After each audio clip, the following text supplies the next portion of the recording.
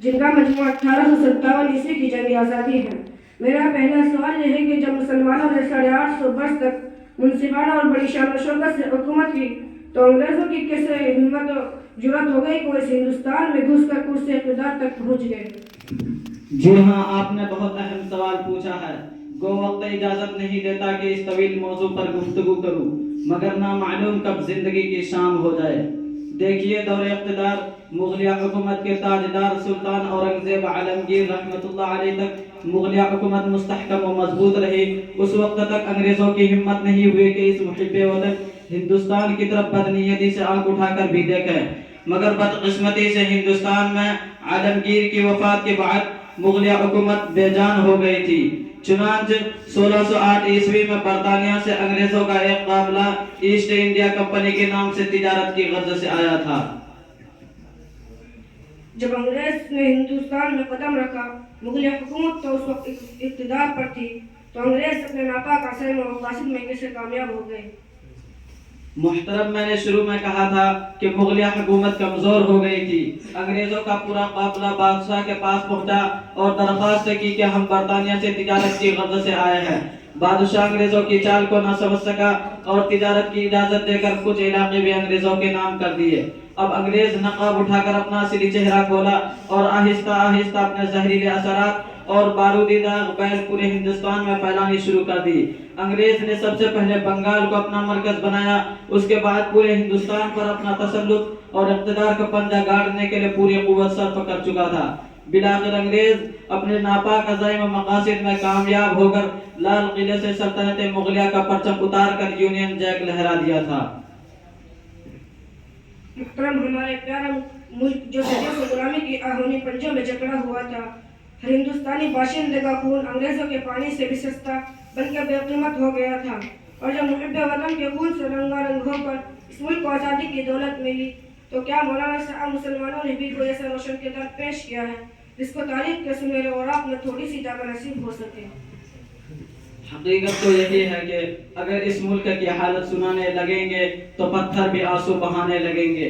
محترم، آپ کو معلوم ہونا چاہیے کہ مسلمانان ہند نے جنگ آزادی میں بنیادی جنگ سے لے کر صبح آزادی تک ہر ایک موڑ پر امتیازی کردار ادا کیا ہے۔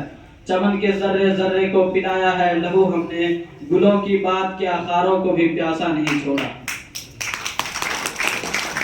اور انگریزوں کا اس ملک سے بوریا بستر سمیٹ کر اور گول کروانے کے بعد ہی سکون و چین کا سانس لینا گوارا کیا۔ ہم نے ہر گوشے ملک پر اپنا خون نچھاور کر کے آزادی حاصل کی، جس کی ایک ہلکی سی جھلک شاملی کے میدان میں چل کر دیکھی جا سکتی ہے کہ جنگ آزادی لڑنے اور وطن عزیز کے گلے سے غلامی کا طوق اتارنے کے خاطر اس میدان کارزار کے اندر 2 لاکھ صرف مسلمان شریک تھے، اور ان میں بھی 51,000 علماء کرام شامل تھے۔ اور یہ آزادی کی لازوال اور بیش قیمت دولت ہمیں ہندوستان میں دان کی بنیاد پر نہیں بلکہ بلیدان کی بنیاد پر ملی ہے۔ آخر حصول آزادی کا ولولہ اور جوش مسلمانوں کے اندر کیسے پیدا ہوا؟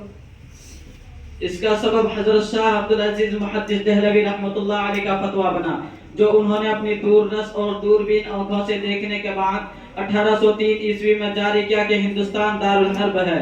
اس فتویٰ کے جاری ہونے کی دیر تھی کہ انگریزوں کی نیند حرام ہو گئی۔ ان کے سبھی خواب اور تمناؤں پر یہ فتویٰ برق بے امان بن کر گر پڑا۔ ان کا بنایا ہوا خیالی تاج محل کا نقشہ دم بھر میں زمیں بوس ہو گیا۔ ان کی ساری امنگیں اور تمنائیں انگلستان کے قبرستان میں دفن ہو گئی۔ مولانا، آپ نے واقعی ہندوستان کی تاریخ و تحریک انقلاب کو اجاگر کر دیا ہے، لیکن مولوی صاحب، آزادی جس مقصد کے لیے حاصل کی تھی وہ پوری ہو رہی ہے یا نہیں؟ دیکھیے جناب، حصول آزادی اور آزادی کے مقصد وہ لوگ جانتے ہیں جن کا آزادی میں کوئی کردار رہا ہو۔ آپ بخوبی واقف ہے کہ آج ہندوستان میں آپ سے اقتدار پر ہے، جو RSS جیسی فرقہ پرست فسطائی تنظیم کے آغوش سے تربیت پروان چڑھی ہے، جو قانون انصاف کے خلاف ہے۔ ان لوگوں نے فرقہ پرستی کا لبادہ اوڑھ کر انگریزوں کی دلالی کر کے ہندوستان سے قانون و انصاف اور جمہوریت کا جنازہ نکال کر ملک کو غلام بنا دیا ہے۔ مولوی صاحب، یہ تو بڑا سنگین مسئلہ کھڑا ہو گیا ہے کہ پہلے تو صدیوں کی قربانیوں کے بعد ہندوستان کو آزاد کرایا، اور اب دوسرا مسئلہ اس کی جمہوریت کی بحالی اور قانون انصاف کا ہے، تو فرقہ پرستی اور تعصب پرستی کو کیسے ختم کیا جائے जिससे हिंदुस्तान की जमहूरियत की बहाली हो और हर मजहब को आज़ादी हो, वरना हम तो हाथ मलते रह जाएंगे।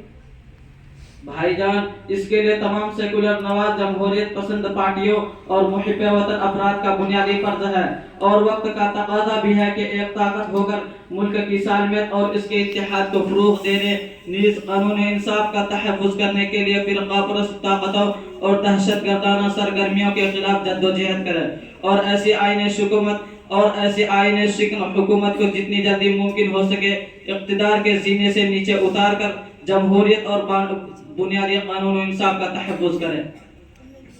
मौलाना साहब, मुझे मरकज़ी काबीने के बारे में भी कुछ मालूमात दे दें। जी हुजूर, पूछिए, क्या पूछना चाहते हैं? मौलाना साहब, भारत के वज़ीर आज़म कौन है? श्री दामोदर दास नरेंद्र मोदी। सदर जमहूरिया यानी राष्ट्रपति कौन है? द्रौपदी मुर्मू। नायब सदर जमहूरिया यानी उपराष्ट्रपति कौन है? जगदीप धनखड़। वज़ीर दिफा यानी रक्षा मंत्री कौन है? राजनाथ सिंह। वज़ीर दाखिला यानी गृह मंत्री कौन है? अमित शाह। वज़ीर खारजा यानी विदेश मंत्री कौन है? शिवरामनियम जयशंकर। वज़ीर तालीम यानी शिक्षा मंत्री कौन है? धर्मेंद्र प्रधान। गवर्नर यूपी यानी राज्यपाल यूपी कौन है? आनंदीबेन पटेल। वज़ीर आला यूपी यानी मुख्यमंत्री कौन है? अजय कुमार बिष्ट योगी आदित्यनाथ। नायब वज़ीर आला यूपी यानी उप मुख्यमंत्री कौन है? ब्रजेश पाठक। दूसरे नायब वज़ीर आला यानी उप मुख्यमंत्री